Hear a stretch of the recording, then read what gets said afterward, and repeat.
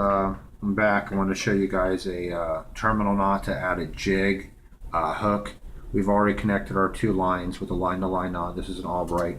We're going to move down to the end of our leader. Again, when you're working with your leader, you want to heat them up. You could either heat them up or straighten them out once you actually have your jig or hook on there, or lure, by pulling on it. But it kind of stretches and it loses a little bit of strength, so I just like to heat it.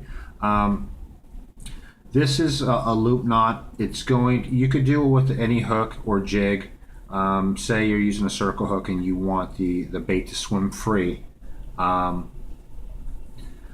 You want to do this, just give it some motion. Any jig, any lure, unless it has a split ring on it, you need to add this knot. It's a stiff rig is not always the best thing. There are knots for that. So this is the easiest knot I could show you. All you're going to do is take your leader line, do an overhand knot, and leave yourself about 3 inches, maybe 4 inches worth of tag line to work with. You're going to go through the hook. I'm going to go through the hook here. Sorry about that. And then you're going to go through the back side of that overhand knot you made. You're going to pull the tag end, and then you're going to stop the overhand knot. You're going to determine how big you want your loop. All right, so I want it that big. I want it small. If you make it too big, basically the hook will hang up on it sometimes if you have a lure. Now you're going to take these two lines again with the parallel thing. You want these side by side, and then do another overhand knot on top of the first overhand knot. But the important thing here is I'm going to pull this down with my teeth, this tag end, but I want to stop it. I want to stop my loop from getting any smaller. You have to hold your 2 fingers here really tight.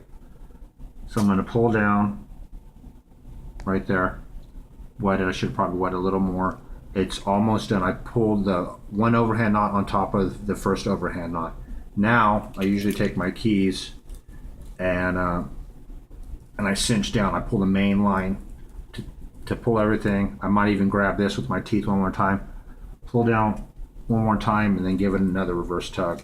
All right, there are other knots that actually have this tag that go back down through the loop, and that keeps off a lot of like seaweed or whatnot.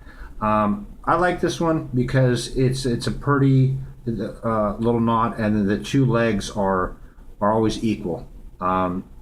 Super strong knot, easy way to connect a jig, lure, or a hook. Pull it like that, take this, straighten out your leader. That is a loop knot. I looked it up in an old magazine. It's actually called a buffer loop knot. There you go, guys. Thanks.